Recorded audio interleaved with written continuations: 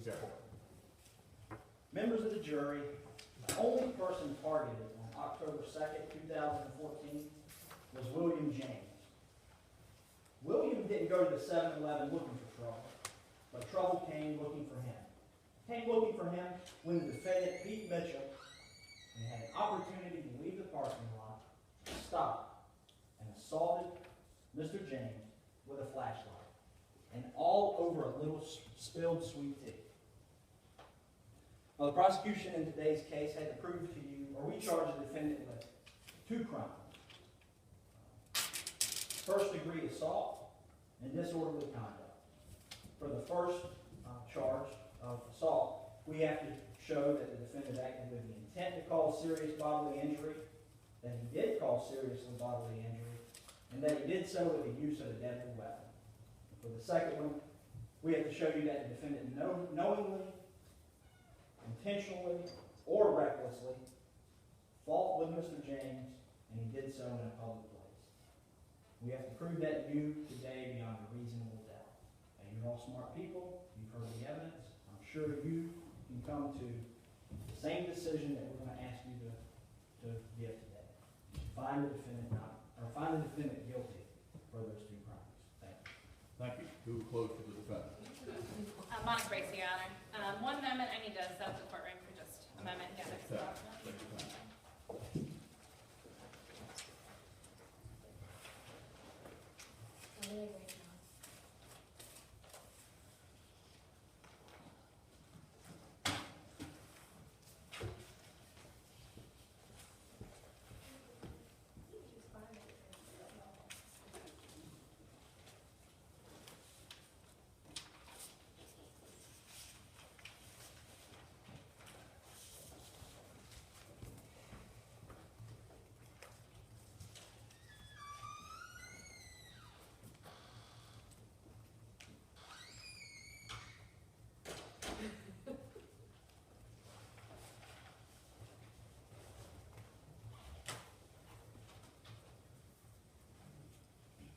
May it please the court.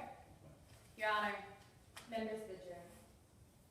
Pete Mitchell was a target from the very beginning. He was targeted by William James and J.T. Sanborn for the way that he looked. And then he was targeted by the police based on false assumptions. Everyone ignored that it was Pete Mitchell who was threatened, trapped, and terrified. So he did the only thing he could do when he was being attacked by Mr. James. He defended himself. Now, you've heard a lot about Pete Mitchell. He's a young man, just 23, who was born and raised right here in Lone Star County. He went to school right up the street at Lone Star State University, where he studied fine arts. He learned about film, one of his passions. And he travels, filming, skiing, and snowboarding, outdoor sports. And he also participates in these sports. But his passions were almost cut short on October 2nd, 2014, when Mr. James smashed his legs repeatedly inside a car door. You see, that day, he went to the 7-Eleven to grab a bite to eat. While there, it was crazy. It was crowded. People were bumping into each other, and a drink spilled on the ground. That's when Mr. James came up to Pete and started yelling at him, telling him to clean up that drink, ordering him to pick it up. Now, Pete tried to tell him he didn't do this.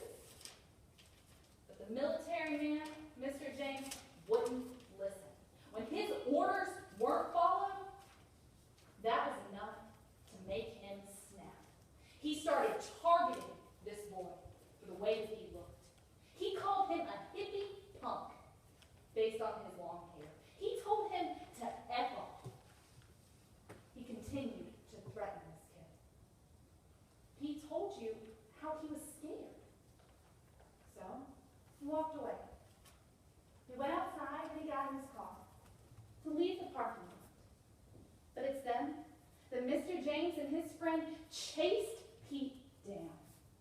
They got in the truck and sped up after Pete, almost hitting him in that parking lot. Pete was startled.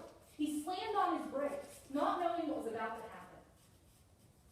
Luckily, he wasn't hit, but he was still in shock. And that's when Mr. James got out of his car with his military buddy, J.T. Sanborn, and they continued to target Pete Mitchell. They ran towards the car, trapping him inside that vehicle. J.T. Sanborn stood at the front so he couldn't leave, while Mr. James yanked that door open. Pete was trying to call someone, anyone that maybe could overhear what was happening. Maybe just by being on the phone, these guys would go away.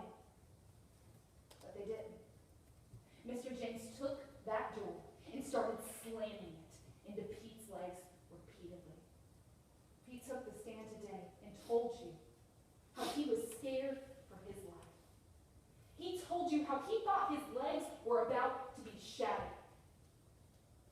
A young man who prides himself on outdoor sports was about to have his passions ripped away. So he told you that he did the only thing he could do to protect himself. He reached down and grabbed the only thing that was nearby and pulled out that flashlight. He hit Mr. James in the head just once to knock him away, to protect himself. It was the only thing he could do after being threatened, trapped, and terrified. Officers then arrived at the scene. They separated Pete and Mr. James, who was wrestling Pete down on the ground. When the officers arrived, they saw the wound to Mr. James's head. The officer made up her mind at that moment, based on a false assumption that Pete was the first aggressor. She did nothing to find out what actually happened. Instead, she targeted Pete. Now, Pete was scared. He was terrified. Nothing like this had ever happened to him before. So he made a stupid decision.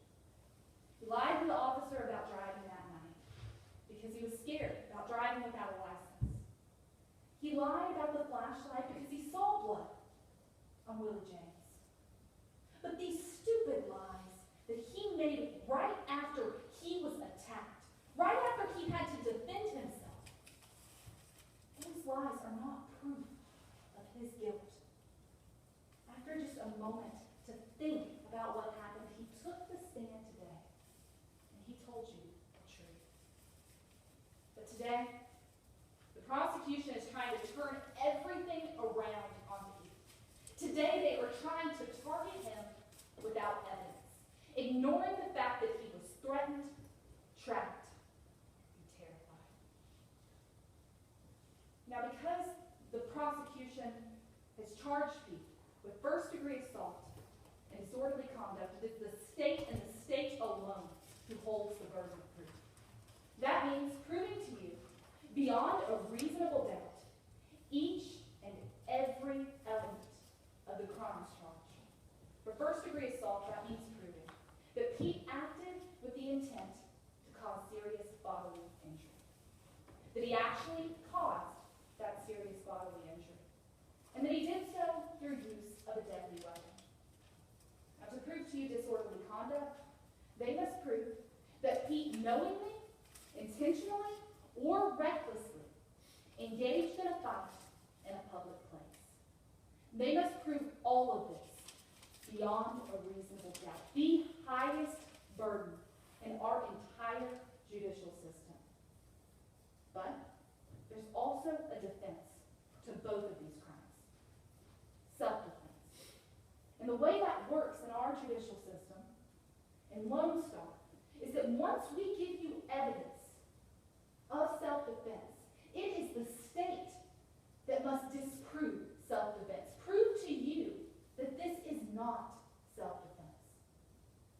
Now, the elements of that are that if Pete reasonably thought that Mr. James was going to unlawfully attack him, and he used the amount of force reasonably necessary to prevent that attack,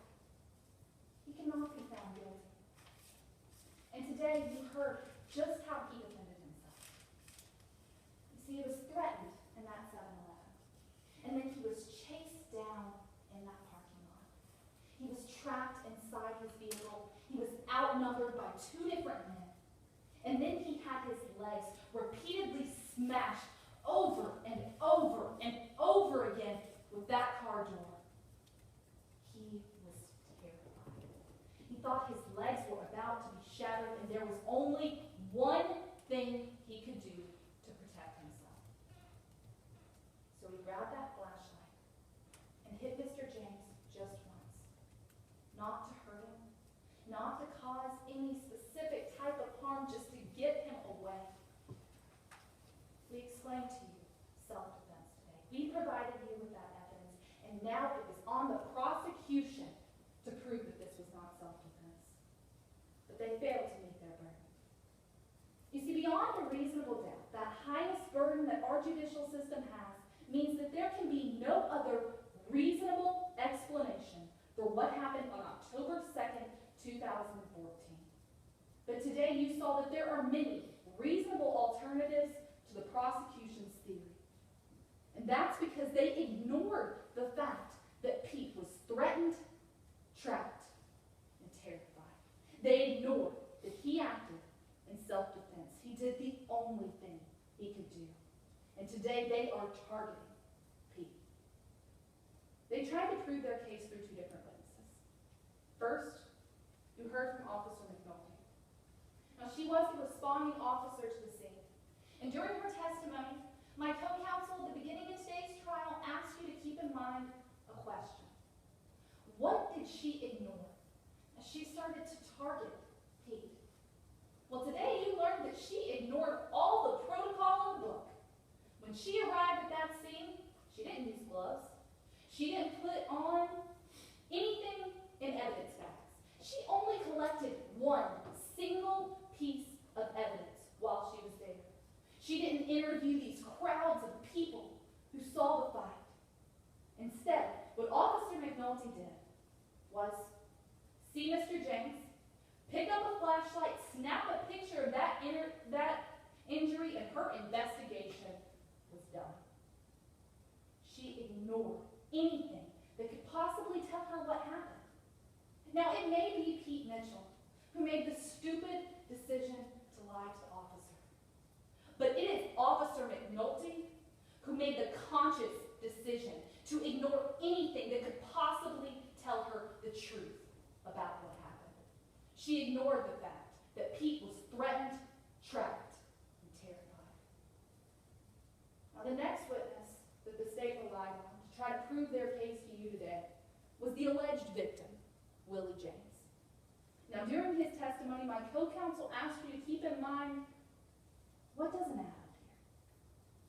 Well, during his testimony, you heard that he was so mad that he hit that car door. He wants you to believe that he was mad enough to hit that door, but he wasn't mad enough to hit Pete Mitchell. He was so mad that he blacked out. He doesn't know who was hitting who or what happened. And when he took the stand today on cross-examination, he admitted that he took that car door and he was slamming it repeatedly into Pete's life. It was Pete that was trapped. It was Pete that was threatened, and it was Pete that was terrified, while William James was the first aggressor.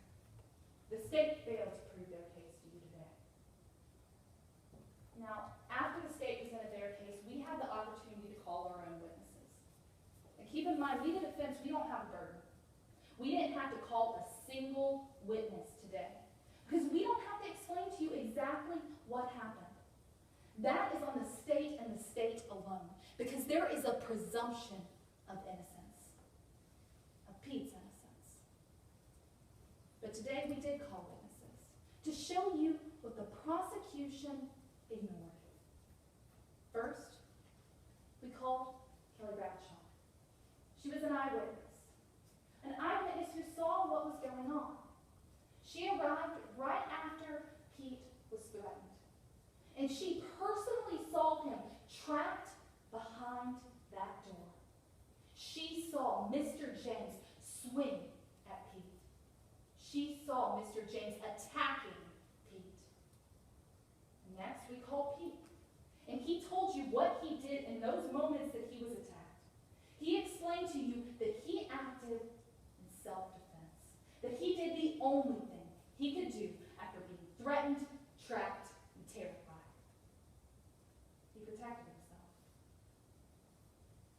Members of the jury, we ask you to look at the evidence that's in front of you. As you look at all of this evidence, you'll see that there really isn't much. You have a flashlight. This is a flashlight that they claim was being used as a weapon. But it's the same flashlight that Pete admits to using to defend himself. This is not evidence of anything. This supports self-defense. You have photographs of two separate injuries, injuries that Pete didn't deny. You have a photograph of the injuries that Pete suffered, the injuries that the prosecution ignored. After being trapped by that car door, hit repeatedly, he did the only thing he could do. He defended himself. And you have copies of multiple maps.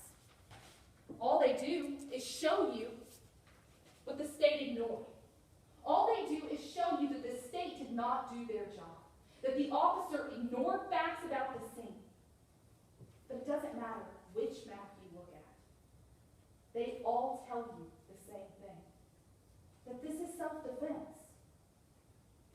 Pete was trapped in that parking lot after being threatened repeatedly. Then he was attacked by Mr. James. He was terrified for his life, and he did the only thing he could do. He defended himself. Don't allow the state to target Pete Mitchell without evidence. We ask you to do the only thing this little bit of evidence allows. Find Pete Mitchell not guilty